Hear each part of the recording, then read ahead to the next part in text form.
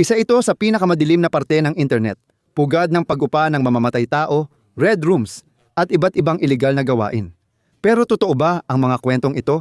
Ano talaga ang nangyayari roon?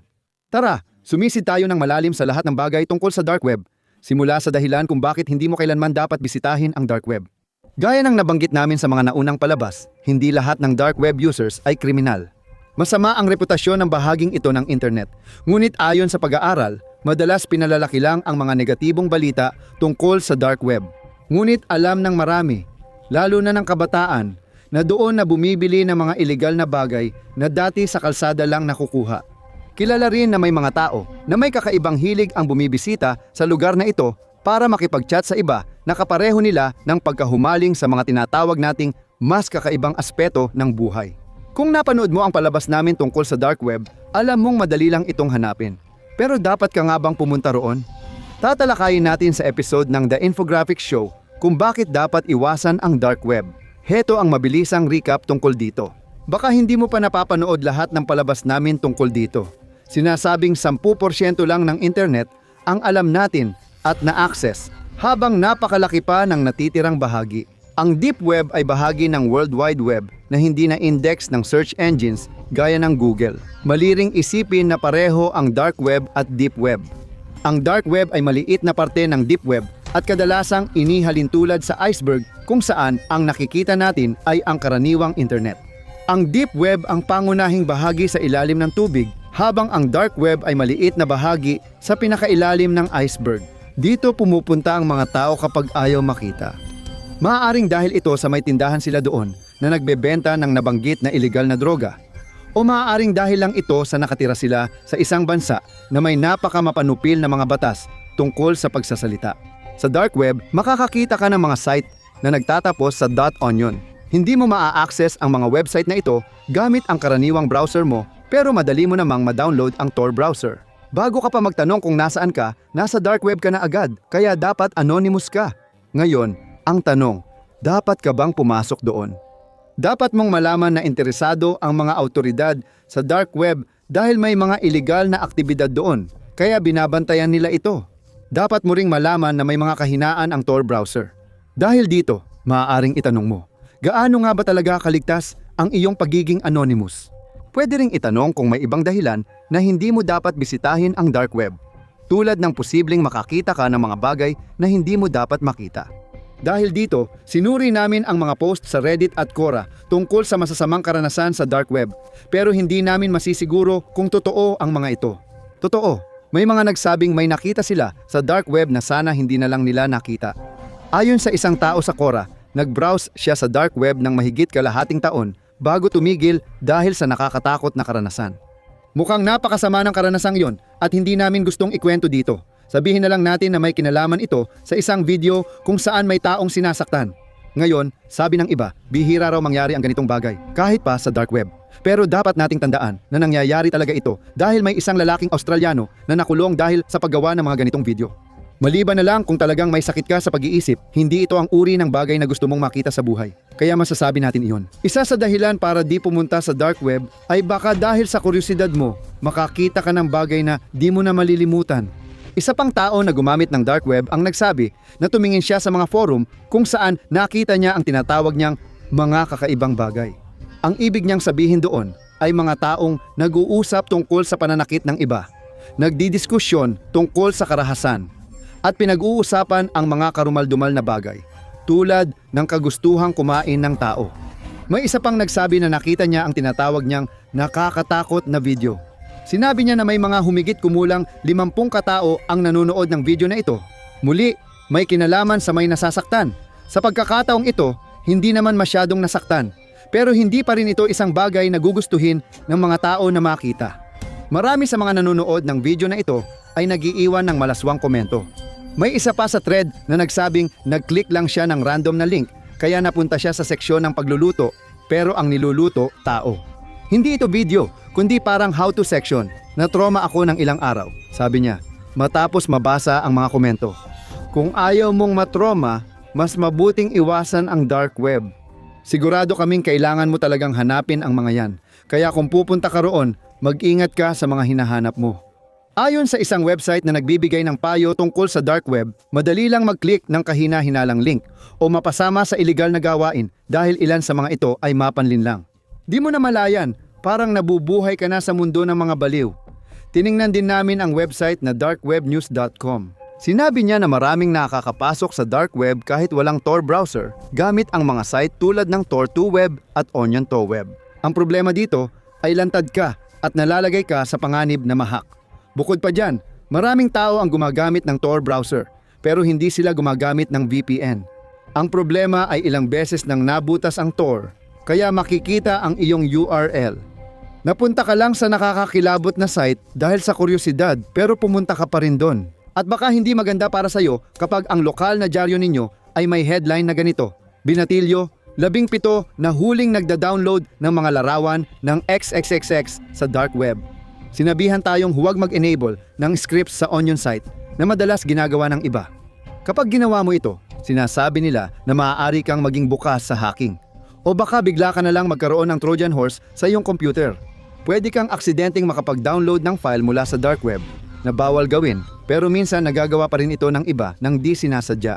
Pero ang pinakamahalagang tandaan, ayon sa parehong eksperto, ay huwag mong isipin na illegal agad ang ginagawa mo sa dark web. Sabi niya, kahit na tinitingnan mo lang ang isang site sa dark web para sa kahit anong dahilan, mula sa totoong pagnanais na makuha ang mga produktong o serbisyong ito, o kahit gusto mo lang mapawi ang iyong pagkauhaw sa kaalaman tungkol dito, tandaan na maaari kang managot sa anumang makita mo. May mga naaresto dahil sa paggamit ng dark web. Noong 2018 iniulat ng media sa US ang malaking operasyon ng autoridad laban sa nagbebenta ng iligal na bagay sa dark web. Sabi ng Engadget, inanunsyo ng mga autoridad ang unang undercover na operasyon laban sa mga grupong nagbebenta ng droga, armas, at kontrabando sa dark web. Ngayon, marahil ay napuntahan mo rin ang ilan sa mga site na iyon na naipasara. Ginawa mo lang naman iyon dahil sa kuryosidad. Pero kung nahanap nila ang mga may-ari ng mga site, hindi ba't posible ring mabunyag ang pagkakakilanlan mo? Ayaw mong mangyari iyon sa'yo. Kahit inosente lang ang dahilan ng pagbisita mo sa mga site na iyon. Ayon sa ilang website, regular na minomonitor ng FBI at pulis sa buong mundo ang dark web. Minsan, nagpapanggap silang ibang tao at natutukoy ang address ng mga dinadalhang package. Sabi ng media sa India, may inaresto ang Mumbai Anti-Narcotics Cell noong 2017 dahil may mga binatilyong umorder ng LSD sa dark web. May ilang naaresto ring nagbebenta. Sa UK, naaresto ang ilang estudyante ng Manchester University matapos kumita sa pagbenta ng iligal na substansya sa dark web ayon sa The Guardian. 3 miyembro ng grupo na inihalintulad ang kanilang sarili sa karakter ng Breaking Bad. Ang karakter na si Walter White. Kabilang sa grupo ang mga undergrad sa pharmacology, computer science, petrochemical engineering, geology at marketing. Noong 2016, isang batang British na doktor ang naaresto at nahatulan ng mahigit 4 na taon sa kulungan dahil sa pagbili ng droga. Ayon sa mga balita, sa UK, mula 2017 hanggang 2018, mayroong 1,200 at 10 pagkakakumpiska ng droga na may kaugnayan sa dark web.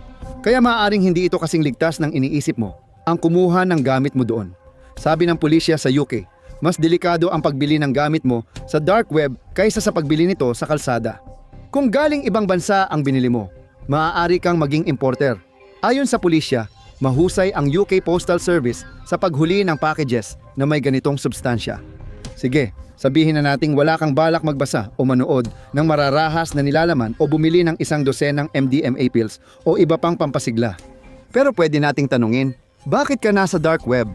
Maaaring may lehitimong dahilan ka, tulad ng gusto mong pag-usapan ang sensitibong issue tungkol sa sarili mo, o isa kang whistleblower o aktivistang nanganganib.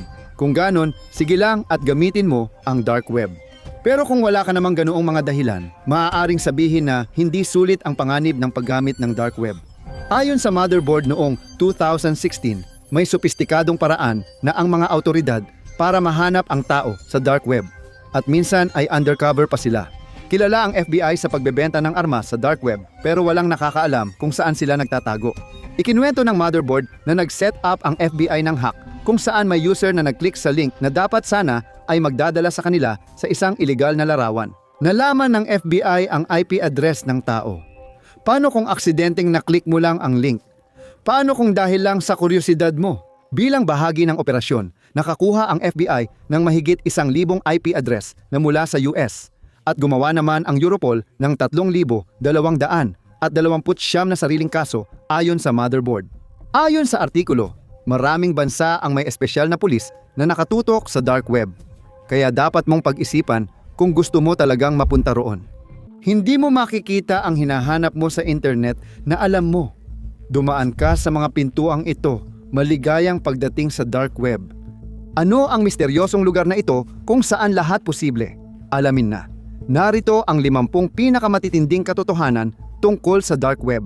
Numero 50. Totoo ba talaga ito?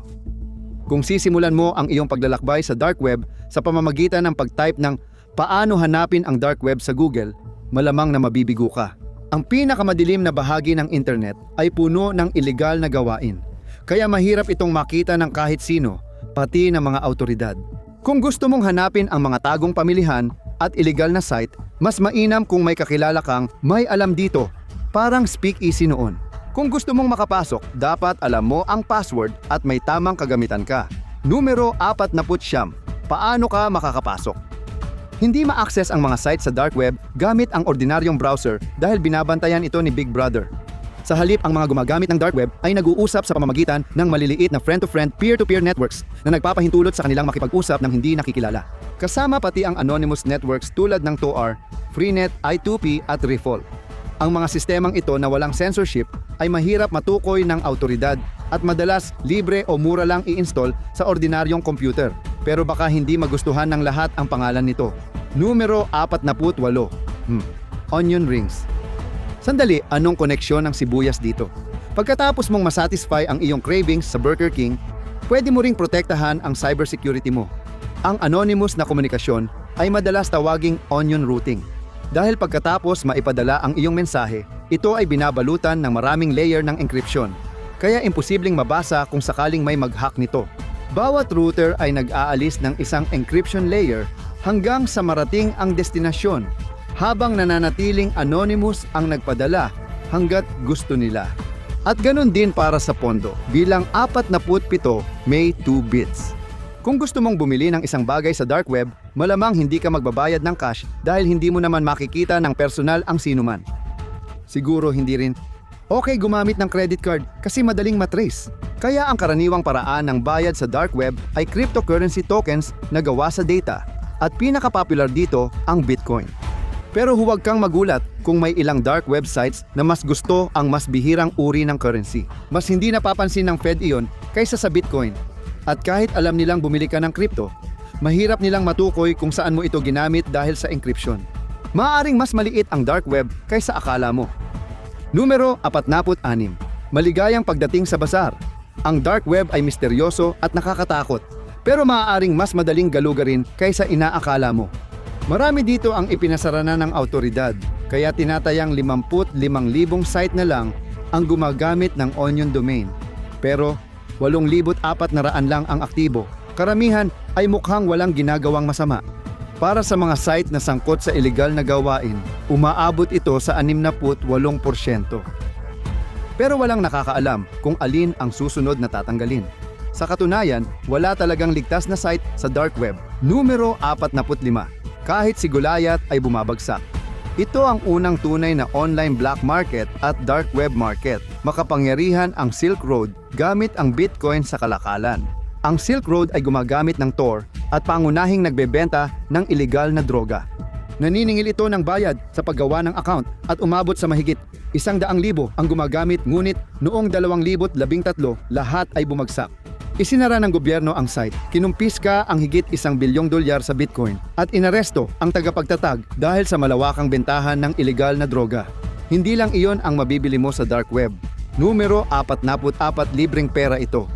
Alam mo ba kung gaano nakakainis makatanggap ng security alert at kailangan pang ipakancel ang credit card? Malamang na ibenta na ito sa dark web. Ang mga ninakaw na credit card number ay patok sa black market auction, pero nawawalan ng halaga kapag na-cancel. Kaya kadalasang binebenta ito ng maramihan na tig-100. May ilan pa siguradong gagana bago makancel. Parang koleksyon ng scratch-off tickets kung illegal lang ito. Pero may mas personal na impormasyon. Numero 43. Social insecurity. Isa pang kilalang item sa dark web ay ang mga social security number. Karaniwan na ang identity theft, pero may isang partikular na bagay na gustong-gusto ng lahat, anumang social security number na pagmamay-ari ng isang tao na may credit score na higit sa 750. Mahalaga ito para sa mamahaling loan. Karaniwan ding mas matagal mapansin ang pagnanakaw ng social security number kaysa credit card. Siyempre, kung may mahuli, mas mabigat din ang parusa para sa identity theft. Pero paano kung mas ligtas ang trip mo pagdating sa mga ninakaw na bagay? Numero 42, mainit na libangan. Malaking negosyo sa dark web ang nakaw na credit card. At minsan nagagamit agad bago pa ma-auction. Tulad ng offer na lifetime Netflix subscription gamit nakaw na card. Ang may hawak ng credit cards ang may panganib habang ikaw ay mag-e-enjoy lang sa content. Kung may aberya sa pinagkunan ng cards, mahirap din kontakin ang customer service. Sulit nga ba ang monthly subscription fee sa Bitcoin? Susunod, extreme couponing sa next level. Numero 40, isa kalahati na lang presyo ngayon. Naranasan mo na bang mapunta sa likod ng babaeng matagal maghanap ng coupon sa grocery? Baka isa siya sa mga kilalang cybercriminal. Isa sa mga patok na low-level na modus sa dark web ay ang pagbebenta ng sobrang realistic na kinopyang mga coupon para sa mga karaniwang grocery item na gumagana sa loob ng 90 araw. Iba sa mga ito ay made to order, kaya may diskwento sa paboritong pagkain. Ang daming effort para lang sa 50 cents na bawas sa Frosted Flakes. Numero 40. Subukan mo ang swerte mo. Kaya mo bang madoble ang Bitcoin mo? Tulad ng low stakes at high stakes na lottery sa grocery store, may Bitcoin lottery rin na pwedeng subukan. Gumagana ito katulad ng totoong lottery, maliban lang sa pwede mo lang itong bilhin gamit ang cryptocurrency. At saka, kung manalo ka ng jackpot, wala kang makukuhang malaking novelty check na ipapakita. Yung pinsan mong laging kapos sa pera, hindi ka makikita sa balita. Baka maganda yan, pero kung mas illegal pa balak mo, para sa'yo ang dark web. Numero 39. Sa pinakamataas na antas na naghahanap ng mataas ang sahod at mataas na posisyon na trabaho, pero may isang problema, bumagsak ka. Gamit ang ilang Bitcoin sa dark web, madali kang magiging mataas na ranggo na estudyante sa Ivy League. Hindi ito bagong scam. Matagal nang mabibili online ang mga peking diploma sa kolehiyo. Pero ngayon, nasa ibang plataforma na sila. Mas mahirap na kumuha ng peking college transcript para sa background check, pero inaalok pa rin ito. Papasa ba ito sa employer mo o palamuti lang sa pader? Hindi na problema ng nagbebenta yan. Kung gusto mo ng perpektong krimen, kailangan mo rin ng perpektong gamit. Numero 38. Magmaskara. Maraming maskara, pero kakaiba ang mga ito. Matagal nang gamit ng mga magnanakaw ng bangko ang Halloween masks para itago ang sarili. Pero ang mga bihasa gumagamit ng maskara para sa mas matinding anonymity. Ang mga realistic na silicone mascara ay mas akma sa muka, nagbibigay ng natural na kulay ng balat, at nagpapadali sa magnanakaw ng bangko na magkunwaring ibang lahi at lituhin ang mga pulis sa pagtakas. Maraming lugar na ipinagbawal ang mga maskarang ito dahil sa seguridad, kaya iisa na lang ang pwedeng puntahan. Baka makakuha ka pa ng gamit na di mo mahahanap kahit saan. Numero 37, patay ang ilaw. May dark website sa China na nagbebenta ng elektronikong aparatong kayang magdagdag ng credit sa electronic slot machine para makapaglaro ng walang limitasyon at makakuha ng jackpot. Pero mukhang mas malakas pa ang aparato kaysa doon. Gumagana ito bilang isang portable na EMP generator na sapat ang lakas para sirain ang anumang elektronikong aparato sa paligid nito. Maaaring gamitin ito ng mga kriminal para sirain ang ATM at aparatong may pera. Sa mas masamang kamay, pwede rin itong magdulot ng sakuna o maparalisa ang bahagi ng lungsod. Sana tinanggal na ito sa merkado. Pero hindi lang masama ang dark web, baka makahanap ka pa ng bagong kaibigan dito. Bilang 36, Wild Web.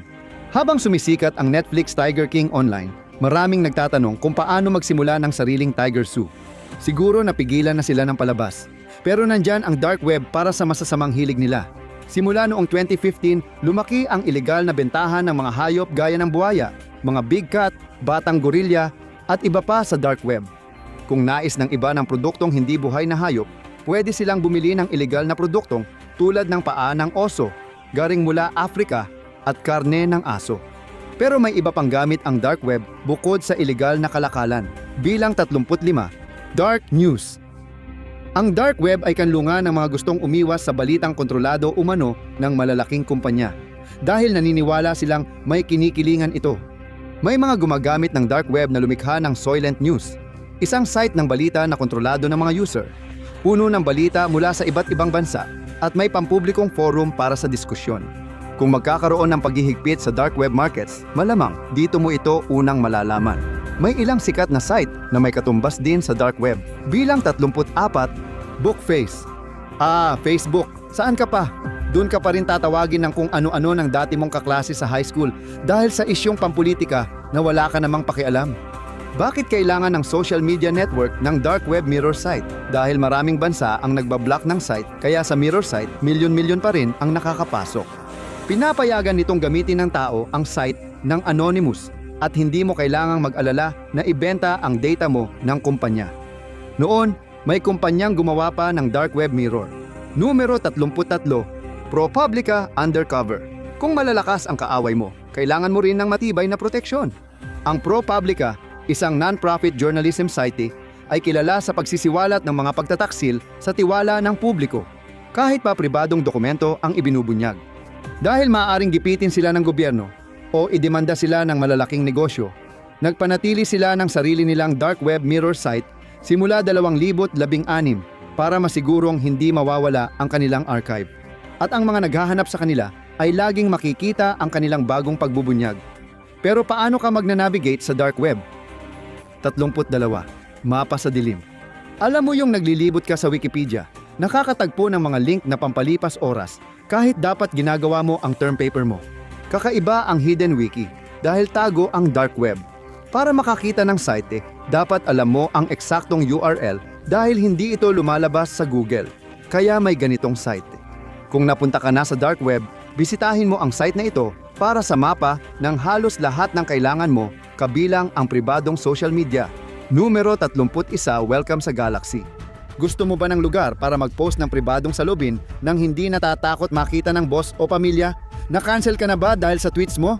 Diyan papasok ang Galaxy 3, isang social media platform sa dark web na madalas gamitin ng mga veteranong user at mainam para makahanap ng espesyalista. Parang lumalapit ka sa tao sa madilim na eskinita, pero yung eskinita ay nasa computer mo. Halos lahat ng nasa regular na internet, nandun din sa dark web. Numero 30, isang mirror world. Maraming sites sa dark web ang may sikat na knock-off na kadalasang gawa ng mga designer ng orihinal na site. Reddit, DuckDuckGo, at mga mail server ay ilan sa mga kopya na makikita, habang ang mga user ay naghahanap ng paraan para makaiwas sa censorship ng gobyerno o pagmo-moderate ng site. Karamihan sa mga komunidad na ito ay mas maliit kaysa sa orihinal, pero para sa ilang piling tao na nakakaalam, maaari silang mag-enjoy sa isang tunay na anonymous na komunidad. Kaya paano ka sasali sa dark web number 29 ang sarili mong maliit na bahagi ng dilim? Pupunta ka sa isang site tulad ng GoDaddy o Google Domains para bumili ng website mo at makikita mong walang opsyon para sa onion domains. Siyempre, kung pwede lang itong bilhin ng kahit sino, hindi na ito magiging sikreto. Para makuha ang dark web domain, dapat kang pumunta sa dark web mismo. Pinakasikat ang onion domain, isang website na nagbebenta ng mga ito gamit ang Bitcoin. Karamihan ng URL ay binebenta rito. May random na koleksyon ng numero, pero pwedeng makakuha ng custom na domain kung magbabayad. Para sa mga pumapasok dito, may mas madilim pang bahagi kaysa sa ilegal na pamilihan. Numero 28. Tuklasin ang misteryo. Maraming bisita sa dark web ang naghahanap ng kakaibang kilig sa mga misteryoso at posibleng ilegal na bagay. Kaya patok sa merkado ang mystery box. Magbibid gamit ang Bitcoin at anonymous na ipapadala ang kahon sa bahay mo pero hindi mo alam ang laman nito.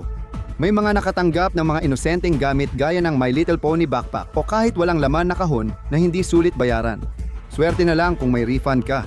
Pero may ilan ding nag-unbox na nakakuha ng mas pangit na sorpresa. 27. Hindi ka nais-nais na regalo. Sikat ang unboxing sa YouTube pero madalas hindi maganda ang sorpresang bumubungad sa mga nagbubukas ng regalo mula sa dark web. May ilan na nakakita ng droga, may ilan na nakakita ng mga sandata na tila may dugo pa. May isang nakakita ng ziplock bag na puno ng buhok at may isa namang nakatanggap ng mas personal na bagay. Isang bag na may puting pulbos, biohazard sticker at CD ang natanggap. Pagpatugtog ng CD may tumawa at may misteryosong boses na nagsabing, "Nakikita kita. Sino ang nagpadala nito?" Walang nakakaalam kung sino, pero sino ang nagpapadala ng mga kahon? Numero 26, Generation Dark Web. Puno nga ba ng mapanganib na kriminal ang dark web? Mas komplikado pa ang sagot dahil kahit di alam ang eksaktong demograpiko, Karamihan sa aktibong gumagamit ay tech-savvy na Gen Z na concerned sa privacy nila. Wala silang kasaysayan ng krimen kaya malaki ang posibilidad. Karamihan sa mga nakakatakot na mystery box ay prank lang para manakot o sumikat sa YouTube, pero hindi ito palaging nangyayari. 25. Pugad ng mga magnanakaw. Lalong nagiging taguan ng mga malalaking kriminal ang dark web na gustong makalusot sa kanilang krimen nang hindi napapansin. Dahil international ang dark web, naging paboritong lugar ito ng mga kriminal na pinansyal mula Rusya para sa panlilinlang. Karaniwang taktika ang paggaya sa lehitimong commerce site gamit ang ibang URL para malinlang ang tao at makuha ang kanilang personal o pinansyal na impormasyon. Bigla itong nawawala, pero hindi palaging sa dark web lang nananatili ang mga krimen. 24. Mag-hack. Isa sa mga pinakakilalang kriminal na grupo sa dark web ay ang mga samahan ng mga hacker. Ang mga kriminal na ito ay nagpapadala ng mga email at file na parang Trojan horse na naglalaman ng mga link papunta sa mga virus. Habang ang ilang mga virus ay sadyang mapanira at sumisira lang ng mga computer system. Dahil may mga hacker na gusto lang manira, karamihan ay dinisenyo para kikilan ang gumagamit. Gusto mong mabuksan ang computer mo at files, kaya mas mabuting magbayad gamit ang Bitcoin kung gagana nga ang password para dito. Hula na lang! Pero mas tuso at magaling na ang mga hacker. Numero 23, mas malaking pag-hack. Dati, halos naiiwasan ang karamihan sa mga virus kung hindi binubuksan ang kahina-hinalang file. May mga hacker na gumagawa ng mas matalino at bagong virus na kayang pumasok at umatake sa computer system gamit ang backdoor kahit walang nagpapapasok. Ginamit na ito para patigilin ang lahat mula sa mga computer network ng ospital, mga government site, hanggang sa mga oil pipeline na nagsusupply sa malaking bahagi ng US. At habang mas malaki ang target, mas mataas ang ransom. At noong 2017, umabot sa pinakamalala ang krisis. Numero 22, WannaCry. Noong Mayo 12, 2017, nagsimula ang WannaCry cyber attack at kumalat sa mahigit 230,000 computer. Marami ang nagbayad ng ransom, ngunit walang nakakuha ng kanilang data. Nagresulta ito sa mga krisis sa buong mundo habang nagmadali ang Microsoft na maglabas ng mga update para maprotektahan ang kanilang mga computer at nakipaglaban ang mga security expert para iligtas ang karamihan sa computer infrastructure ng mundo. Si Marcus Hutchins, isang cyber expert at tagapagligtas, ay dating gumawa ng illegal na hacking software at eksperto sa mga virus. Minsan, kailangan ng tao mula sa dark web para mapatigil ito, ngunit may mas madidilim pang sulok na nagtatago rin. 21. Bastos yun. Para sa mga lumaki sa internet age, ang unang panunood ng porno online ay pumalit sa palihim na pagsilip sa magasin ni tatay. Hindi dapat magsimula sa dark web ang mga naghahanap. Ang mga tagong site dito ay dinarayo ng mga gustong mas madilim na porno kaysa karaniwan. Marami rito ang sangkot sa ilegal na gawain, at parehong nagbibigay at nagda-download ay nalalagay sa problema sa batas. Kada site na isinasara, may bagong pumapalit. Maaaring magdulot ng banta sa pandaigdigang seguridad ang ilang bahagi ng dark web. 20. Terorismo mula sa dark web. Noong dekada 90, kahit bagong-bago ang internet, nakagawa pa rin ng mga sariling sulok ang mapanganib na elemento. Ang dark web ay nagbigay daan sa mga tao na magtipon ng lihim. At ilan sa mga unang nakinabang dito ay ang mga ekstremistang grupo mula sa iba't ibang panig ng mundo. Naging lugar ang dark web para sa mga grupong terorista upang magtipon, magpakalat ng propaganda at magplano ng mga pag-atake nang hindi natutunto ng mga autoridad. Hindi nagtagal, pati ang mga pinakaprominenteng grupong terorista sa mundo ay sumali na rin sa ganitong gawain. 19. Naging madilim ang digmaan. Sa gitna ng digmaang sibil sa Syria, nagkaroon ng brutal na pag-atake sa mga sibilyan. At sa dark web, may ilang masasamang elemento na nagtangkang magpadala ng mas maraming pera sa mga terorista. Nang subukan ng isang lalaking nagngangalang Ahmed Sarsoor na umupa ng mga sniper sa pamamagitan ng dark web, agad siyang nahuli. Lumabas sa investigasyon na may presensya ang ISIL sa dark web gamit ang iba't ibang site, totoo at peke, bilang tagpuan ng mga terorista. Sa huli, nabigo sila dahil sa di inaasahang source. 18. Sino sila? Matapos ang mga pag-atake sa Paris, noong 2015, nadiskubre ng ISIL na nahack at na-takedown ng Anonymous ang kanilang dark website. Kilala ang Anonymous sa Guy Fawkes mask at pagbubunyag ng impormasyon. Ayaw ng pinakamakapangyarihang tao sa mundo na malaman mong may grupo ng online na guerrilla. Walang awa ang taktika nila at tinatarget ang iba't ibang elemento sa political spectrum, kaya halos lahat ay gustong pigilan sila. Mas madali itong sabihin kaysa gawin. pero nagawa ng kolektibong hacker ang ilang kahanga-hangang bagay. 17. Mga crossover. Isa ang Anonymous sa unang dark web groups na may presensya sa parehong internet at dark web, gamit ang Anonymous Twitter at iba pang social media accounts.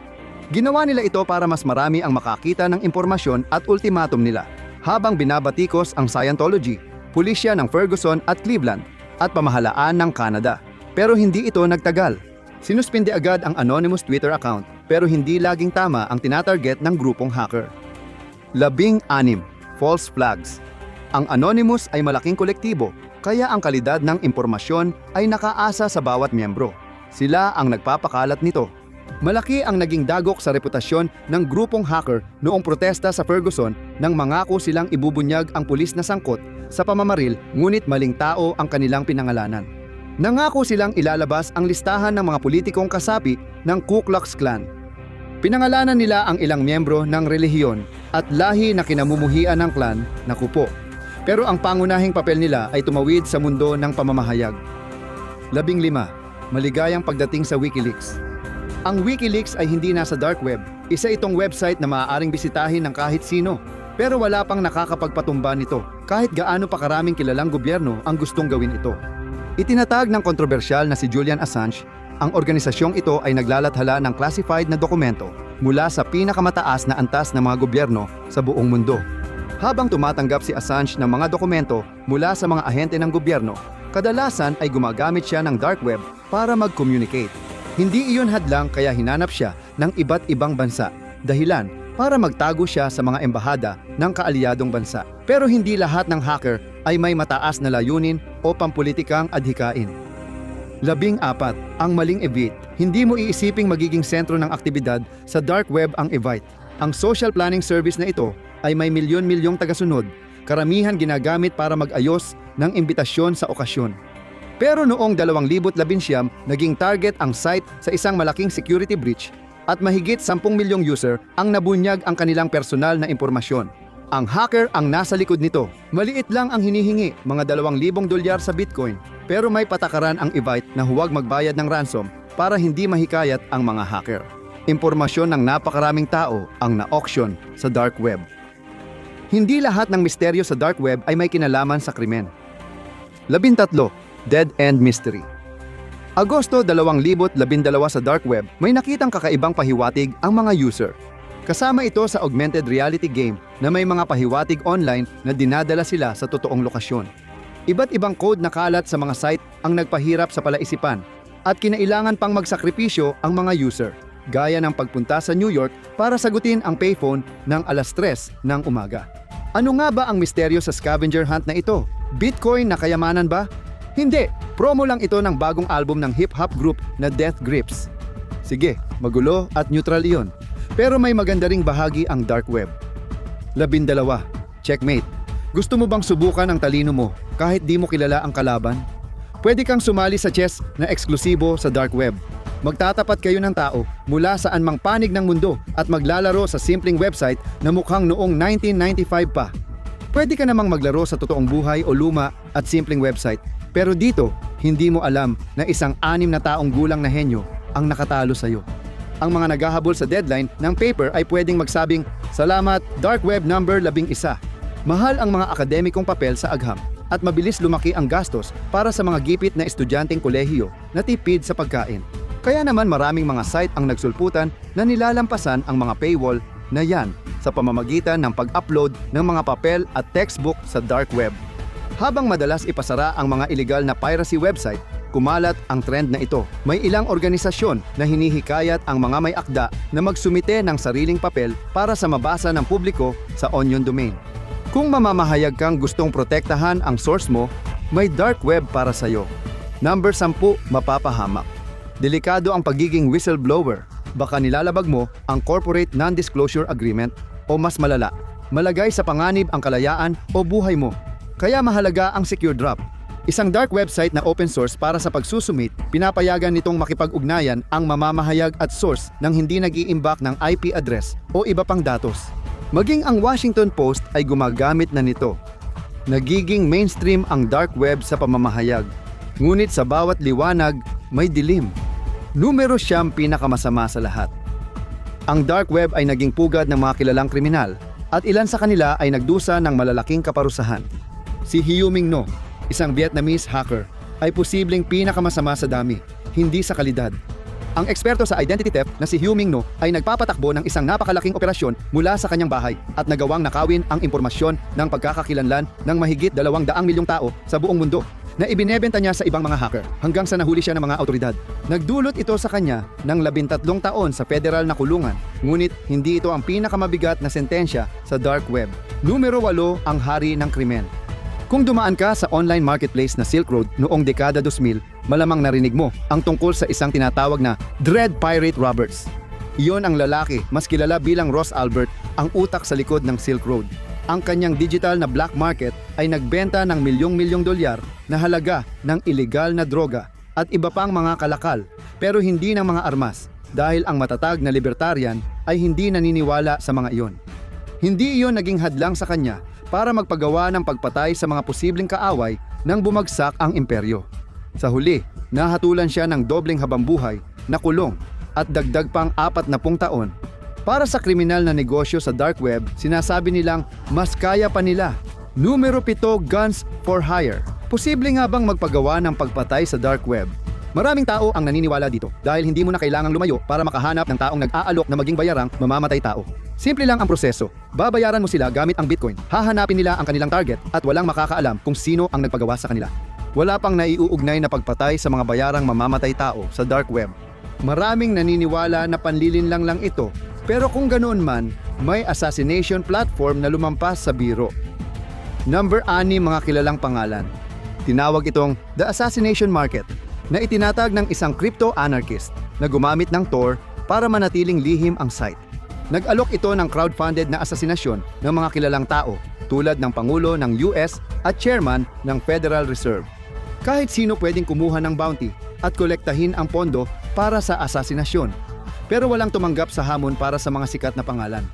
Bagamat matagal nang hindi aktibo ang site, merong nag-cash out ng lahat ng bitcoins noong 2018. Pero hinahabol ka ba ng dark web? 5. Ang mga mangangaso. Maraming kwento tungkol sa mga kinikidnap at ibinenta sa dark web. At totoo ito. Noong 2019, dinukot ng 2 lalaki ang British model na si Chloe Ayling sa Milan habang pupunta siya sa isang photoshoot. Natagpuan siya pagkatapos ng 4 na linggo at plano ng mga lalaki na ipagbili siya sa auction sa dark web. Walang nakakaalam kung sino o ano ang balak ng bibili sa kanya. Kahit totoo man o hindi ang bentahan ng tao sa dark web, may mga kidnapper na ginagamit ito bilang kitaan. Pero para sa mga nabebenta rito, may madilim ba silang kinabukasan? Numero 4, ano ang Red Room? Kahit saan tumingin, pinag-uusapan ng mga tao ang pinakamadilim na bahagi ng dark web. Website kung saan pwedeng manood ng live stream ng mga random na tao na pinapahirapan at pinapatay ng mga nakamaskarang baliw. Sino ang mga biktima? Sabi ng iba, masasama silang nakatakas sa batas. Sabi naman ng iba, inosente lang silang dinukot sa kalsada. Pero wala pang nakahanap ng alinman sa mga red room na ito at naniniwala ang mga autoridad na ang pinakamalamang na dahilan ay isa lang itong karumal-dumal na urban legend. Urban legend man o hindi, hindi sila madaling mawala. Numero 3, isang madilim na sensasyon. Ang alamat ng Red Room ay maaaring maging pamana ng dark web dahil sumikat ang ideya kahit labas ng internet. May mga horror movie na ginawa base sa konseptong ito, isang digital na version ng sikat na torture cabin genre ng horror. Pati mga comics ay nakikisali na rin sa aksyon. Si Ed Piskor, isang kilalang kartunista, ay gumagawa ng buwanang indie comics tungkol sa mga empleyado ng torture chamber na tinatawag na Red Room. Hindi na sikreto ang madilim na sulok ng internet. Numero 2, mas sikat kaysa dati. Sa kabila ng mga nakakatakot na chismis, nagiging popular ang dark web para sa negosyo. Kasama dito ang privacy at mas mababang panganib ng hacker. Pero ironic dahil mas malamang na makasalamuha mo sila roon. Isa pa ay ang pagdami ng paggamit ng cryptocurrency at nagbubunga ito. Tinatayang 30% ng mga Amerikano ay gumamit na ng dark web kahit minsan, kaya malaking pera ito. Numero 1, cha-ching. Hindi alam kung magkano ang ginagastos sa dark web taon-taon. At ito ang dahilan ng atraksyon. Walang may alam sa ginagawa mo. Ngayon, bilyong dolyar na negosyo na ito, karamihan sa maliliit na transaksyon gamit ang Bitcoin. Maraming lihim na binibili dyan, tulad ng mystery boxes, droga, iligal na hayop o pagkakakilanlan. Sila lang nakakaalam at hindi mo na malalaman. Maaaring ituring na madilim ang dark web sa iba't ibang dahilan. Madilim ito sa kadahilanang ito ay halos nakatago mula sa paningin ng publiko. Binubuo ito ng mga encrypted na network na maaari lamang ma-access gamit ang mga espesyal na browser tulad ng Tor. Ang encryption na ito ay nagbibigay daan sa mga gumagamit na magkaroon ng anonymity na kadalasan ay nagtatago ng kanilang pagkakakilanlan, ngunit hindi lubos. At syempre, nariyan din ang madilim nitong nilalaman. Bagamat may mga walang masamang nilalaman at kapaki-pakinabang ng mga website sa dark web, mas kilala ito bilang isang black market para sa mga ilegal na bagay at pugad ng iba pang kriminal at di makataong gawain. Ihahandog namin ang 5 kakaibang kwento mula sa internet sa episode ng The Infographic Show. Pinakakakaibang mga kwento sa dark web. 5. Red Rooms. Ayon kay Eileen Ormsby, ang Red Room ang pinakasikat na alamat sa dark web. Isang website na nag-o-offer ng pay-per-view na live streaming kung saan may taong pinapahirapan o pinapatay. Minsan interactive ang Red Rooms kasi pwedeng mag-type ng utos ng pagpapahirap ang nagbabayad na manonood sa chatbox. Karaniwang itinuturing na urban legend ang Red Rooms dahil sa kakulangan ng matibay na ebidensya na sila ay umiiral. Ayon sa isang artikulo ng Washington Post, wala masyadong matibay na patunay ng kanilang pag-iral maliban sa mga tao sa Reddit. 4chan sa Hidden Wiki, nagpapalitan ng mga kwento mula sa pangalawa, pangatlo at pang-4 na kamay tungkol sa pagbubukas at pagsasara ng mga Red Room. Ayon sa artikulo, hindi pa kailanman nabuwag ng FBI ang mga Red Room at ganitong operasyon kahit sa madalas nilang raid sa dark web. Ang isa pang dahilan kung bakit nagdududa ang mga tao sa pag-iral ng mga Red Room ay dahil sa mga pekeng Red Room na lumitaw sa paglipas ng mga taon. Tulad ng isang nagdulot ng kaguluhan sa mga gumagamit ng 4chan at Reddit noong 2015. Ayon sa motherboard, nagbiro ang may-ari ng site na magkakaroon ng bacon, pero ang live torture pala ay video lang ng lalaking pinakain ng bacon. Ang Human Experiment. Isang kakaibang website sa dark web na parang isang urban legend ay tinatawag na The Human Experiment. Ipinapakita ng website ang nakakakilabot na kwento ng mga eksperimento na ito. Kadalasang dinadala sa 4 na bodega ang mga test subject na walang tirahan at hindi rehistradong mamamayan. Doon, ang mga doktor at estudyante ng medisina ay gumagawa ng malulupit at hindi etikal na eksperimento tulad ng vivisection, sterilization at pagsubok ng gamot. May mga pagsusuri para sa mga bagong silang at sanggol tungkol sa X-ray, init at presyon. Kadalasan, hindi nagtatagal ang buhay ng mga sumasailalim sa pagsusuri at inilalarawan pa ng website ng detalyado at karumal-dumal kung ano ang nangyayari sa kanila pagkatapos nilang mamatay. Sa mga eksperimento, hinihiwa ang bangkay ng namatay at itinatapon sa basurahan o tindahan ng karne kaya hindi natatagpuan ang katawan. Nagbabala ang thought catalog na maaaring hindi natin malaman kung totoo ang human experiment o panlilinlang lang. 3. Anunsyo ng biktima ng kanibalismo. Noong 2018, isang 21 anyos na lalaki mula Texas na nagngangalang Alexander Nathan Barter ang nagpunta sa dark web para sa isang nakakakilabot na misyon. Plano niyang maghanap ng batang babae na maaari niyang gahasain, patayin at kainin. Ayon sa Daily Mail, di umano'y nagpost siya sa dark web na naghahanap ng papayag na kainin niya ang batang babae at makipagtalik sa bangkay nito. Imbes na biktima, isang undercover na ahente ang nakapansin sa kanya.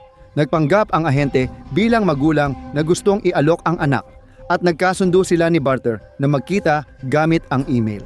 Nagawa ng mga autoridad na matunton ang post sa dark web kay Barter sa pamamagitan ng pagkuha ng impormasyon ng subscriber at mga IP log. Kaya naaresto nila siya. Sa labas ng bahay, nakita siyang may dalang plastic trash bag at kutsilyo sa araw ng kanilang pagkikita. Nakulong si Barter at kinasuhan ng mabibigat na krimen tulad ng kriminal na panunulsol, tangkang pagpatay, sabwatan sa pagpatay, at tangkang sexual na pagsasamantala sa bata. 2. Nag-hire ang isang taong simbahan ng hitman sa dark web. Si Steven Alwine, 44 anyos mula Minnesota, ay nais ipapatay ang asawang si Amy noong Pebrero 2016. Umupa siya ng tao sa dark web gamit ang Besa Mafia para ipapatay siya. Pero makalipas ang ilang buwan, buhay pa rin si Amy. Ayon sa Fox 9, sinabi ng FBI kina Steven at Amy Alwine na isinara na ng mga ahente ang isang peking murder-for-hire operation sa darknet na tinatawag na Besa Mafia. May taong nagngangalang Dog Day God na naglipat ng $12,000 gamit ang di matrace na Bitcoin para umupa ng hitman laban kay Amy. May ulat na 6,000 lang ang halaga. Kahit nabigo, hindi sumuko si Alwin at nagplano ulit na patayin si Amy. Ngayon, siya na mismo ang gagawa. Ayon sa Washington Post, kumuha siya ng permit para sa 9mm Springfield XDS na baril noong Agosto 2016. Walang hinalang naganap dahil iminungkahi ng lokal na pulisya na dagdagan ang seguridad. Ito rin ang baril na nakita malapit sa katawan ni Amy noong Nobyembre 13, 2016. Namatay siya sa kanyang silid-tulugan dahil sa tama ng bala sa ulo. Unang inisip na pagpapakamatay, ngunit lumalabas na si Stephen Alwin ang may sala ayon sa ebidensya at sa The Washington Post, may pisikal na ebidensya. Walang pulbura o dugo sa kamay ni Amy, pero may gunshot residue sa kanang kamay ni Stephen. Mahalagang ebidensya sa autopsy ni Amy Alwin ang malaking dami ng scopolamine, gamot sa pagsusuka na pwedeng makalumpo sa mataas na dosis. Wala siyang reseta nito. Lumabas ang digital na ebidensya na nag-uugnay kay Alwin sa pagpatay sa asawa niya. Ayon sa Fox 9, natagpuan ni Mark Lanterman, isang computer forensic expert, ang 34-digit na Bitcoin address sa computer ni Alwin. Nadiskubre ni Lanterman na pareho ito ng address na nakuha ng FBI nang ipasara ang Bese Mafia. Napakabobo ni Alwin na bumili ng scopolamine. Gamit pa rin ang alias na ginamit niya sa pag-upa ng pumatay sa asawa niya. Natuklasan din ng detective na si Dog Day God ay nagtangkang bumili ng scopolamine sa darknet site na Dream Market. Noong Pebrero 2018, napatunayang nagkasala si Alwin sa pagpatay sa asawa at hinatulan ng habambuhay na pagkakakulong na walang parole. May mga kakaibang pangyayari na nagtulak kay Alwin na patayin ang asawa niya. Bago ang krimen, siya ay church elder ng United Church of God sa Cottage Grove, Minnesota. Tungkulin niya sa simbahan ang maging tagapayo ng mag-asawang may problema sa kongregasyon. Matapos niyang malaman ang tungkol sa kilalang website ng pakikiapid na Ashley Madison mula sa kanyang mga sesyon ng marriage counseling, siya mismo ay nagsimulang gumamit ng serbisyo nito na sadyang nakakatuwa sa kabalintunaan. Sabi ng The Washington Post, nagkaroon daw siya ng relasyon sa 2 babaeng nakilala sa site. Gusto niyang tapusin ang kasal pero mataas ang posisyon niya sa konserbatibong simbahan na tutol sa diborsyo. Sa baluktot na pag-iisip niya, ang pagpatay kay Amy ang tingin niyang solusyon sa problema. Ang Sad Satan ay isang video game na sinasabing nadiskubre sa dark web noong 2015. Ayon sa The 13th Floor, ang horror news website, ito ay isang kakaiba at semi-abstract na horror game. May itim at puting visual, malabong batang multo, at soundtrack mula sa mga serial killer gaya nina John Wayne Gacy at Charles Manson. Tampok dito ang nakakabahalang imahe ng satanic at Nazi na simbolo, pati nakakatakot na baligtad na salita at musika. Kakaiba, parang may mensahe tungkol sa child abuse sa laro. Mga bata ang umabuso sa manlalaro. Sa Sad Satan, ayon sa TV tropes, sinusundan at sinasaktan ng mga bata ang manlalaro sa ilang bersyon ng laro na nagdudulot ng pagkamatay nito. Maaaring mukhang walang direksyon at pangit ang pagkakagawa ng Sad Satan bilang isang walkthrough game, pero malayo ito sa pagiging walang panganib. Itinampok ang laro sa isang YouTube channel na tinatawag na Obscure Horror Corner. Sinabi ni OHC, may-ari ng OHC, sa Kotaku na na-download niya ito mula sa Onion site dahil nirekomenda ng subscriber. Pero kinailangang burahin ng may-ari ng OHC ang laro dahil sa file na gumulat at tumakot sa kanya. Ayon sa TV tropes, inamin ng may-ari ng OHC na mali ang link ng larong naipost niya sa YouTube channel. Nadiskubre niyang may ilegal na larawan ng menor de edad at totoong snap sa laro, kaya't lumitaw ang iba't ibang bersyon nito sa paglipas ng panahon. May malilinis na kopya, pero mayroon ding hindi. Bukod sa masilan at nakakatakot na nilalaman, ayon sa TV tropes, may bersyon ng laro na delikado dahil sinisira nito ang iyong computer. Maraming haka-haka sa dahilan ng laro. Sabi ng The 13th Floor, ilang tao ang naniniwalang patibong ito ng pulisya o ginagamit pang recruit ng mga kulto. Isang news website ang nagsabi na posibleng ang laro ay simula ng isang alternate reality game, narrative project, o viral marketing scheme. Ayon sa TV tropes, may teorya ring publicity stunt lang ang laro para sumikat ang OHC. Maaring hindi na natin malaman kung tama ito. Habang sikat ang laro, nawala naman ang may-ari ng OHC at ang orihinal nitong bersyon. Isipin mo ang World Wide Web na parang iceberg. Karaniwan mong ginagamit yung bahagi na nasa ibabaw, yun ang internet na pamilyar sa'yo. Pero may bahagi na di mo madalas makita, nakatago sa ilalim ng tubig. Ngayon, titingnan natin ang pinakamadilim na bahagi ng dark web sa episode na ito ng The Infographic Show. 11 nakakatakot na bagay na natagpuan sa dark web. Numero 11, mga gamot na ino-order sa koreo. Magsisimula tayo sa isang bagay na hindi naman masyadong nakakatakot. Pero nakakagulat pa rin kung gaano karaming tao ang gumagamit ng dark web para bumili ng kanilang mga gamot. Batay sa Global Drug Survey, 2018, isa sa 4 na British drug users ay bumibili sa dark web. Karaniwan, dumarating ang delivery sa koreo at tinitingnan muna ng mga bumibili ang rating at review bago magpadala ng pera. Ayon sa nagtatag ng survey sa Independent, dahil sa dami ng CCTV sa UK, nananatiling lihim ang dark web at ang paghahatid sa koreo. Pinakamataas sa kasaysayan. Nahuli rin kamakailan ang lalaking taga-Wales na nagpapadala ng fentanyl sa iba't ibang bansa. Ayon sa mananaliksik, hinahanap nila ang pagiging kombinyente, iba't ibang produkto, kalidad at ratings ng nagbebenta. Karamihan sa bumibili ng droga sa dark web ay kabataan. Hindi na ikagugulat ng ibang pasaway na manonood, pero mas malala pa ang kasunod. Number 10, mga produktong galing sa tao. Sige, magpakasindak tayo gaya ng fashion. Paano kung mga produktong gaya ng sinturon na gawa sa balat ng tao? May nakita kaming nagsusulat sa Quora na pamilyar sa dark web at nabanggit niyang may mga site na nagbebenta ng produktong gawa sa tao at may tapat na customers. Nakakita kami ng screenshot ng website na humanleader.co.uk na may ganitong teksto. Ang mga produkto ay maingat na gawang kamay ng bihasang master craftsman na may mahabang karanasan sa paggamit ng pinakamagandang uri ng balat ng tao. Sabi ng isang manunulat, ang sapatos na gawa sa balat ng tao ay nagkakahalaga ng $14,000. Makikita sa Reddit ang mga thread tungkol dito. May iba nagsasabing peke, pero dahil di pa tayo umorder, di natin alam. Numero 9, mga hitman na pwedeng upahan. May ilang mga nagdududa na nagsusulat na ito ay isang panlilinlang, na hindi ka talaga makakaupa ng mamamatay tao sa dark web.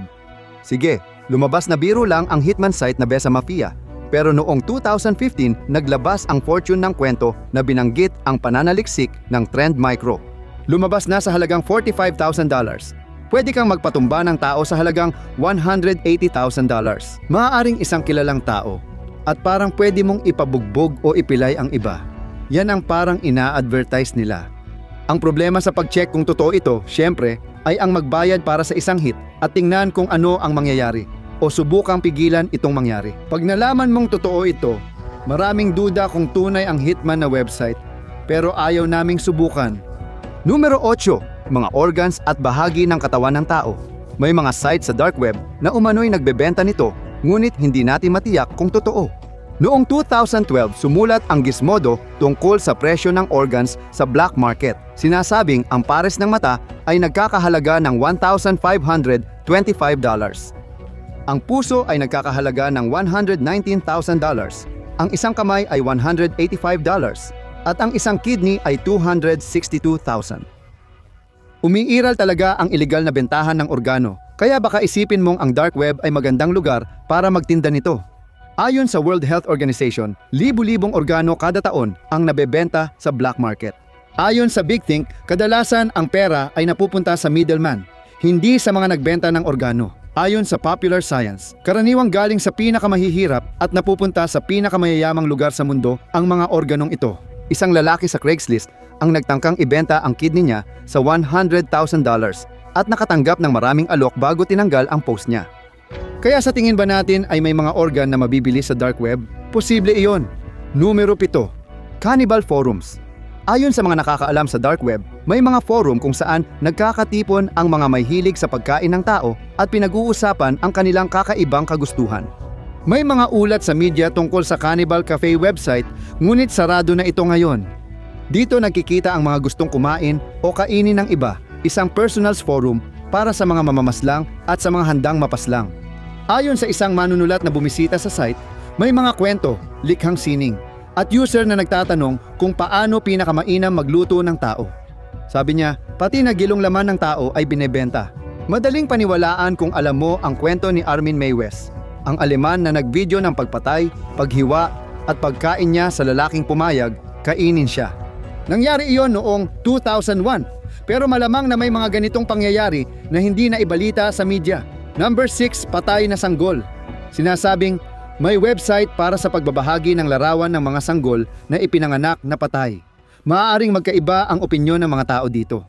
Noong 2015 iniulat ng The Telegraph ang isang charity na tumutulong sa mga magulang na nagdadalamhati sa pamamagitan ng pagkuha ng litrato ng kanilang stillborn na sanggol. Bakit may pupunta sa dark web para makita ang patay na sanggol ng iba? Maaaring tulong, kuryosidad, o mas nakakadiring dahilan. Numero 5. Huling mga salita. Nakakalungkot marinig ang huling salita bago mamatay ang tao. May mga website sa dark web na naghahanap ng ganitong recording. Hindi naman ito ang pinakamasama sa mundo. Madali lang hanapin online ang huling salita ng mga piloto bago bumagsak o masunog ang eroplano. Ayon sa isang website, may mga lugar sa dark web na makakarinig ka hindi lang ng black box recording. Tungkol sa huling salita, may nagsabi na. Number 4, mga pedopilyang web forum. Ang nakakagulat dito ay mukhang maraming tao ang interesado rito. May thread sa Reddit tungkol sa isang lalaking nagbahagi ng karanasan niya sa dark web. Nagsimula siya sa panunood ng mga site na nagbebenta ng droga, baril at peking ID. Dahil sa matinding kuryosidad, lalo siyang nalubog at nakita niya ang website na B. Sabi niya, may mga thread sa forum na may pamagat na toddler, 4 na taon plus 10 taon plus at jailbait. Ayon sa kanya, ang toddler ay may higit 50,000 post. May manunulat mula crack na nagbahagi ng karanasan sa dark web at nabanggit niya ang hard candy na inilarawan niyang parang Wikipedia ng mga child pornographer. Noong 2018 iniulat ng BBC ang isang lalaking hinatulan ng 32 taon.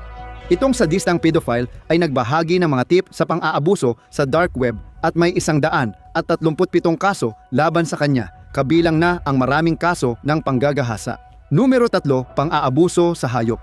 Kahit sinong may puso na nakapanood ng mga kumakalat na video sa internet, tulad ng mga tuta na tinatapakan hanggang mamatay o pusa na sinusunog, malamang na habang buhay nilang tatandaan ang imaheng iyon. Sa kabutihang palad, bihira natin itong makita. Pero sa dark web, may mga taong talagang naghahanap nito at hindi na kailangang maghanap pa. Ayon sa ulat, sarado na ang dark website na Cruel Onion Wiki, kung saan dati raw nagpo-post ang mga tao ng larawan at video ng pagmamalupit at pagpatay sa hayop. Totoo raw ito. Ayon sa Motherboard, noong 2014 may site na Cruel Onion Wiki na naglalaman ng mga link sa videos ng mga babae na pumapatay at nagpapahirap sa hayop, kadalasan may sexual na tema na ang mga pusa, aso, paniki, kuneho, hamster, gansa, pagong, unggoy at pheasant ay dinudurog, inuupuan o sinasakal, kadalasan ng mga babaeng naka-underwear lang o halos hubad. May editor na nanood ng ilang video para tiyakin ang katotohanan nito at umalis siyang takot at gulat. Numero 2, ang human experiment. Panlilin lang ba ito? Ayon sa ilang ulat, may dark website na pinapatakbo ng totoong o peking doktor na gumagawa ng hindi etikal na pamamaraan sa mga pasyenteng hindi pumapayag, kadalasan mga tao mula sa kalsada. Ang tagline sa website ay nagsasabing, hindi lahat ng tao ay pantay-pantay dahil ang ilan sa kanila ay ipinanganak na mas mataas kaysa sa iba. Kabilang sa mga eksperimento ang pagtitiis ng sakit, gutom, vivisection, pagsubok ng gamot, transfusions, pati eksperimento sa sanggol at buntis, at iba pa. Hinihiwa ang mga bangkay ng namatay at itinatapon sa basurahan ng tindahan ng karne, kaya hindi natatagpuan ang katawan nila, ayon sa website.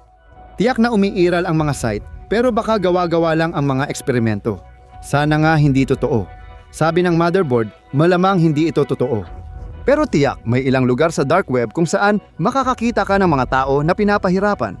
Pero makikita mo rin yan sa bright web, yung ginagamit natin araw-araw. Numero 1, hardcore at snuff. May mga sabi-sabi tungkol sa red rooms, pay-per-view live streaming na nagpapakita ng pagpapahirap o pagpatay. Pero posibleng urban legend lang ito. Inaresto ang Australianong si Peter Scully dahil sa paggawa ng mga pelikulang nagpapakita ng pagpapahirap sa mga bata. Ang kanyang film company ay No Limits Fund, kilala sa pelikulang Daisy's Destruction na inilarawan ng Metro bilang karumal-dumal. Ipinakita sa Daisy's Destruction ang batang babae na tinalian ng patiwarik, inabuso ng sexual at binugbog ni Scully at isang babaeng may takip ang muka. Naniningil si Scully ng $10,000 sa dark web para mapanood ito. Di man napatay ang bata sa pelikula, nakakita ang pulis ng labi ng tao sa isa sa mga ari-arian niya. Nahahatulan na si Scully ng habambuhay na kulong dahil sa panggagahasa at sexual na abuso. At may dagdag pang kaso ng pagpapahirap, abuso sa bata at pagpatay. Ayon sa Snopes, hindi umiiral ang mga snuff film. Karamihan sa mga nagsiyasat tungkol dito ay nagsasabing hindi. Dapat nating tandaan na ang pagpatay ng tao sa harap ng kamera ay talagang nangyayari. Ngunit ang mga pelikulang iyon ay hindi ginawa para sa komersyal na layunin. Hanggang ngayon, wala pa ring ebidensya ng snuff movie, pero tiyak na may hardcore. Para sa amin, ito na ang pinakamadilim na bahagi ng internet. Sumasang-ayon ka ba? Ano ang karanasan mo sa dark web? Pwede mo bang kumpirmahin ang mga napag-usapan? May mas malala pa? I-share sa comments. Tulad ng dati, huwag kalimutang i-like, i-share at mag-subscribe.